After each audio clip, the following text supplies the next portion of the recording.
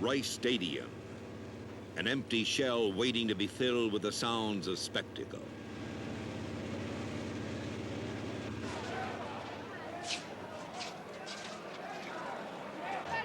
Programs here. Get your programs, Super Bowl programs, right here. Programs right here. Programs right here.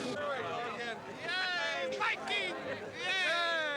We eat dolphins for lunch and supper and dinner, all at one time. Triple power! Triple power! Peter Eater! Go! Okay, boys!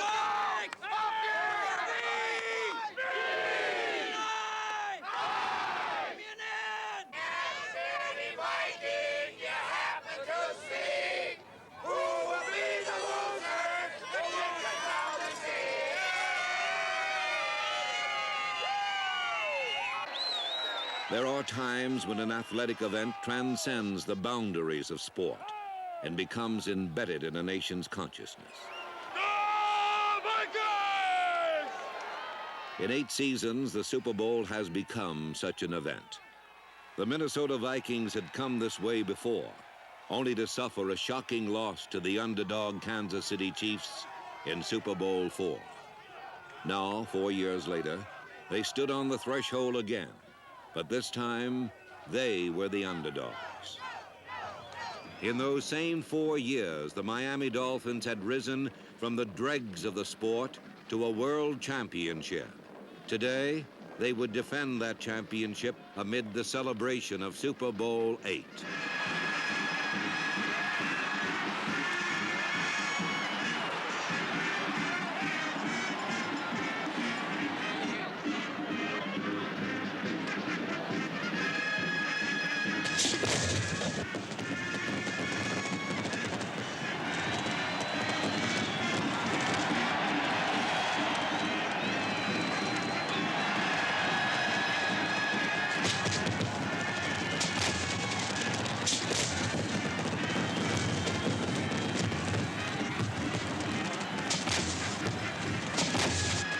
In the emotional fever of Super Sunday, attention naturally focused on the superstars.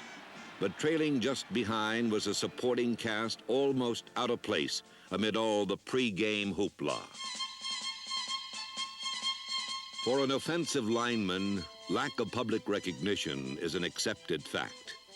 These are obscure men with unfamiliar faces, which disappear behind helmet cages at game time and spend the duration lost in a confusing whirl along the line of scrimmage. Few fans know exactly what offensive linemen do. Fewer still can judge their performance. Unknown names and faces dwelling in the twilight zone of the sport, nonetheless holding the key to success or failure for any team. Miami had gathered its offensive line from the league's bargain basement. All 5 had arrived as discards, then blended into a superb unit. Original Dolphin Norm Evans came in the expansion draft from Houston. Bob Kuchenberg arrived as a free agent minor leaguer. Jim Langer came on waivers from Cleveland, Wayne Moore on waivers from San Francisco, and Larry Little originally signed as a free agent with San Diego. Today, the silent preparation of these anonymous men carried special significance. Their performance would determine the outcome of Super Bowl VIII.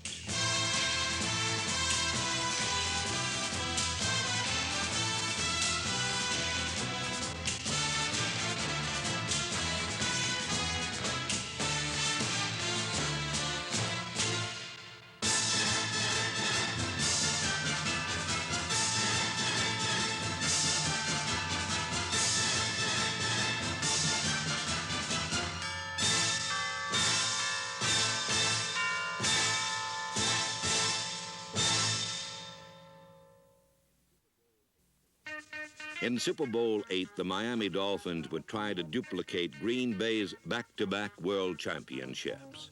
But Dolphin coach Don Shula was more concerned with the task at hand. In his own words, Shula describes his plan of attack.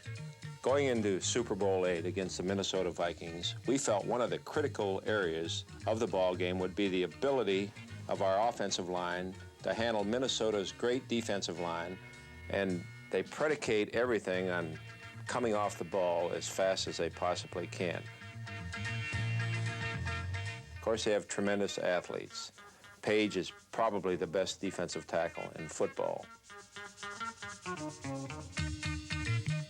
We felt that going into the ballgame that we're going to be able to take advantage of this tremendous quickness of an Alan Page by cross-blocking. On our cross-block, our left tackle, Wayne Moore, comes down hard on Alan Page. If he's slanting to the inside, he takes himself out of the play. If he's slanting to the outside, he's coming right into the area that Wayne Moore is blocking down, and this nullifies his outside slant.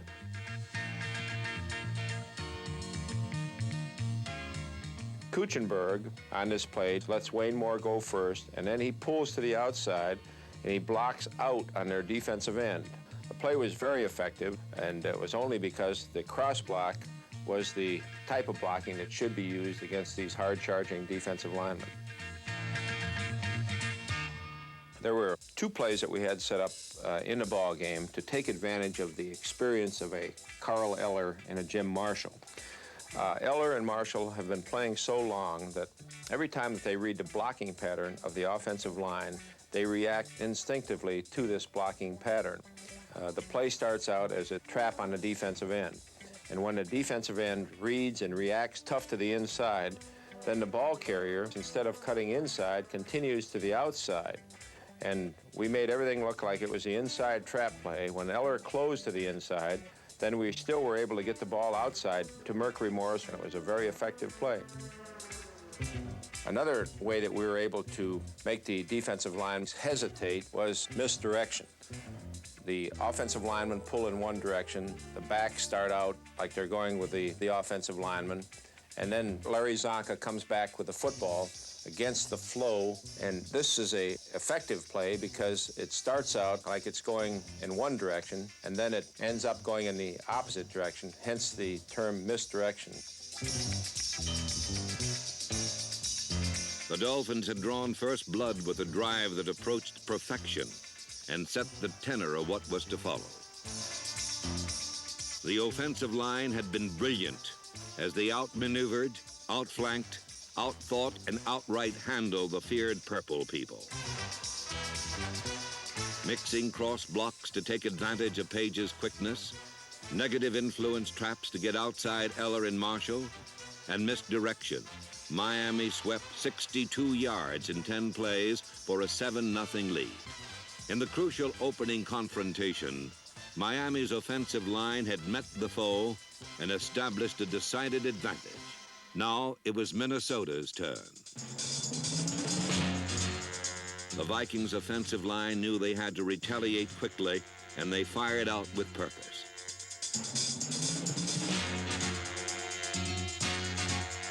But for every Miami man handled, 2 more popped up in his place. Miami defense soars to greatness on pursuit, each man with a designated path to the ball carrier, spinning a systematic web of control, coordinated by discipline and determination.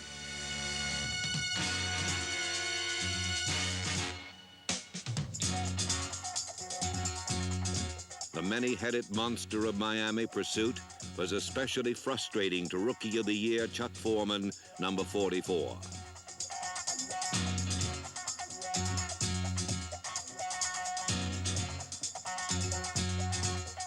The Vikings would go the first 24 minutes of the game with only 1 first down.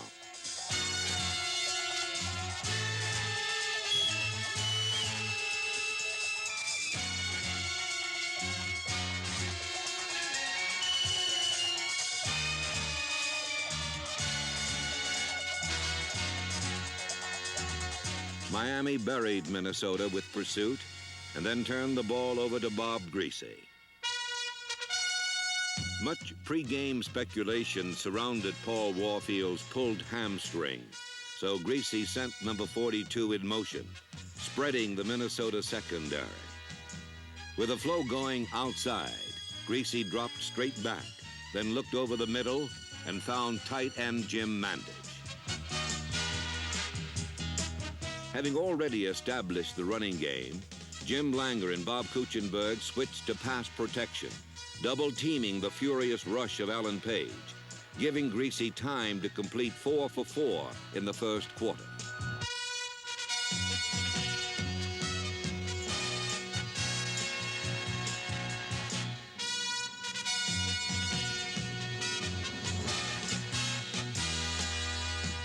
The fourth completion went to Marlon Briscoe inside the 5.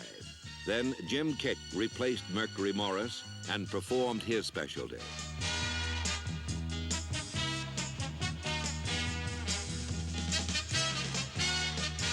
With 2 plunges, Kiick took the ball over for Miami's second touchdown. After 1 quarter of domination, the die had been hammered deep, and the Dolphins were in complete control, 14-0. Now the Dolphin defense turned to its 53. Bob Matheson carried in the 53 defense, providing an extra linebacker for Miami's zone pass coverage. With a 2-touchdown advantage, the Dolphin zone was calculated to prevent long gains and make the short ones painful. Number 10, Fran Tarkington, would complete more passes than any quarterback in Super Bowl history. But the swarming Dolphins kept control by shutting off the passes he needed most. Each time Tarkington looked deep, his game breaker was under wraps.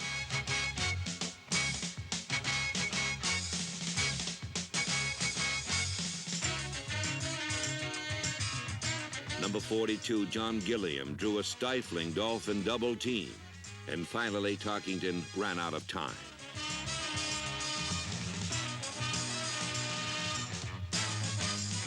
While Miami's 53 defense handled the job of prevention, Don Shula paced the sideline, devising a new plan of attack for his offensive line.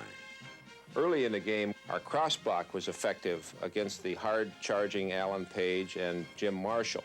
You could see the concern on the part of the Minnesota Vikings football team when they felt that they were being hurt, yet they knew that they were taking their own responsibilities.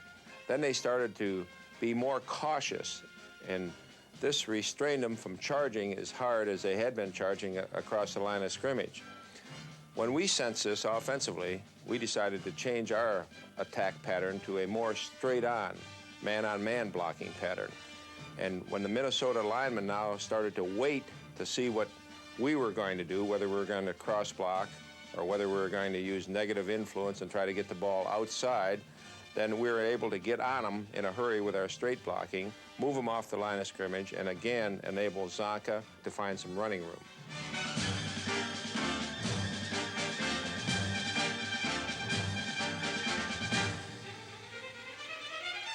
With a change of strategy, the Dolphin running attack now turned to simple, brute power. Larry Csonka and his escort, a perfect blend of back and line, man-on-man blocking and man-on-man ball carrying.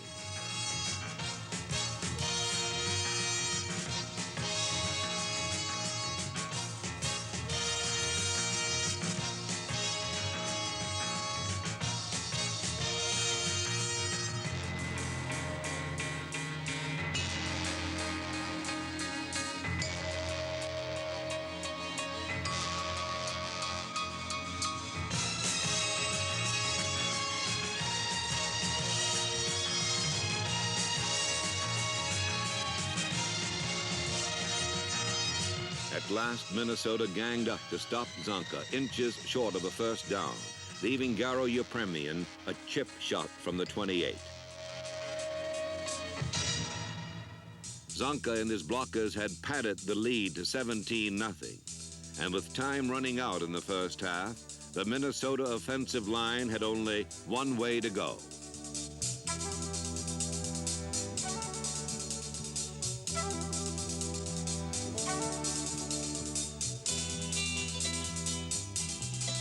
At last, Tarkington found Gilliam deep and uncovered, and suddenly the Vikings were threatening. With time slipping away, Tarkington bootlegged his team even closer.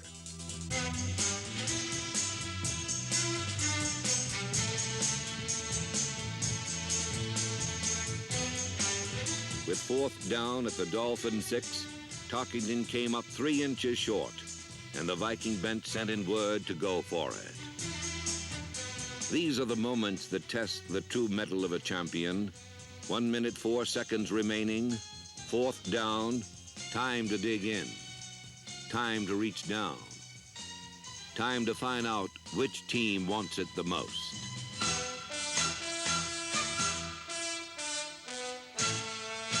Out of the pile rose the Miami Dolphins victorious. A replay shows why. For an instant, the Vikings had split the Dolphin defensive line, and number 62, Ed White, was leading Oscar Reed to the end zone. But number 85, Nick Buoniconti, closed quickly to meet Reed at the line of scrimmage, jawing the ball loose in first down territory. Miami's Jake Scott decided the issue with a diving recovery. Once again, a key confrontation had fallen to Miami. Minnesota's sudden uprising had yielded not 1 point, and the half ended with the Vikings discouraged and down 17-0.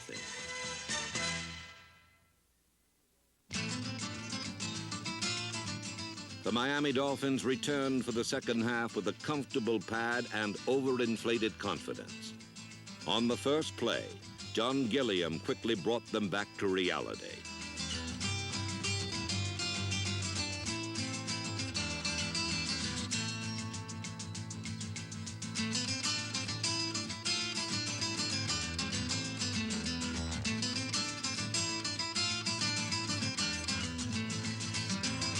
Gilliam flashed for 65 yards, but back upfield, a clipping penalty cost the Vikings 45 yards of field position. The reprieve gave Manny Fernandez and the Dolphin defense a chance to regroup and handle a new Minnesota tactic. Fernandez stacked over center, then Tarkington sprinted out in an attempt to clear Dolphin pursuit.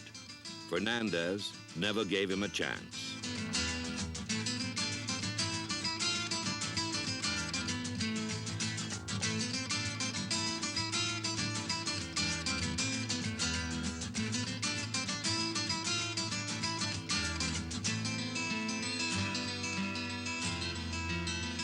While the Miami defense picked up where it had left off, Paul Warfield loosened up on the sideline, waiting to add another dimension to the Dolphin attack. Warfield had limped through the first half, acting as a decoy, protecting a pulled hamstring, waiting for just the right moment to cut loose. Now, on Miami's first possession of the second half, Don Shula called his signal, and Warfield exploded upfield.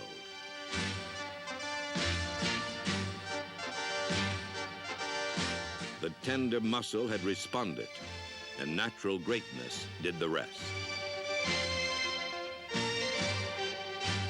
This was a day of destiny for the Miami Dolphins, a day when even their own mistakes could not defeat them. As he drove his team toward another TD, Bob Griese realized he had forgotten the snap count. He turned to ask his backfield, but they didn't know either. So he turned back to take his chances. Somehow it all worked out just beautifully.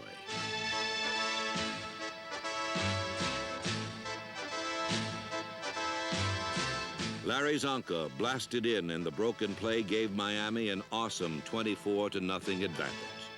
To Don Shula, the source of this domination was obvious.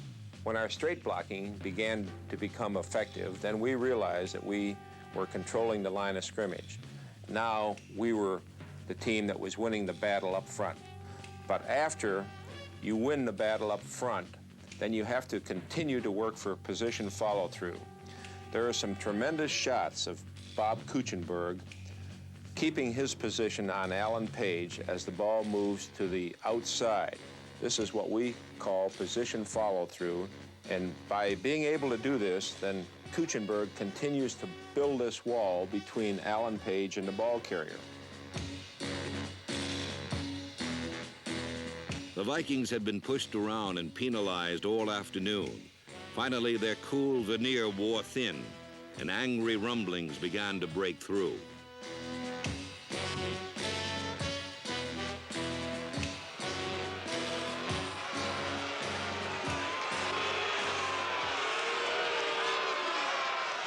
Down on the sidelines, the game is more intense, more real.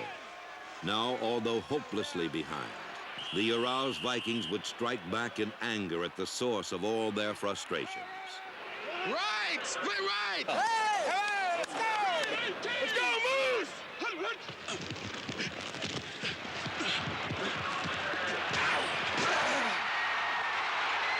to stick it, Carl, baby! Way to stick! Come on, Griese, get up! Get up! Let's go, Moose!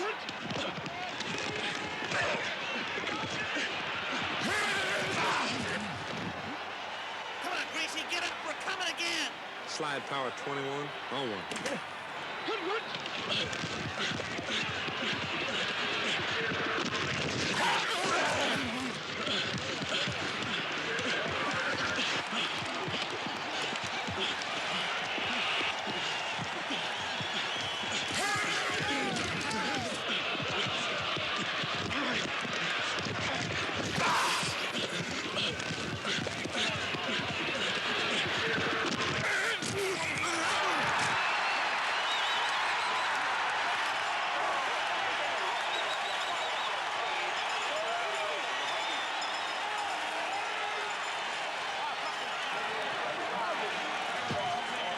Oh, hit his foot!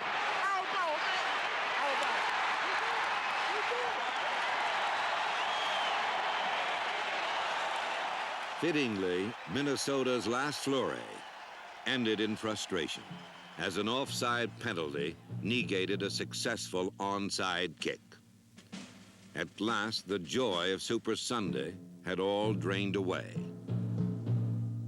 The Minnesota Vikings had been decisively defeated, but it was more a result of Miami brilliance than their own failure.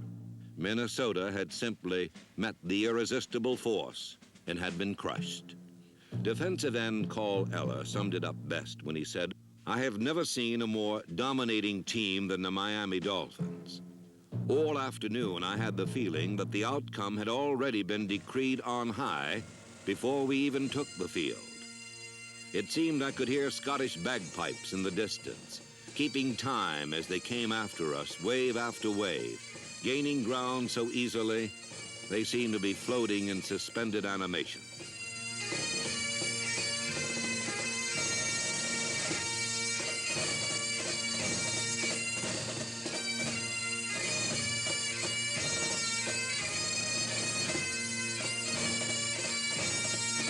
It was a weird, surrealistic scene, as if we were on the sidelines, watching our own struggle, yet being powerless to do anything about it. After a while, it was obvious they could not be stopped.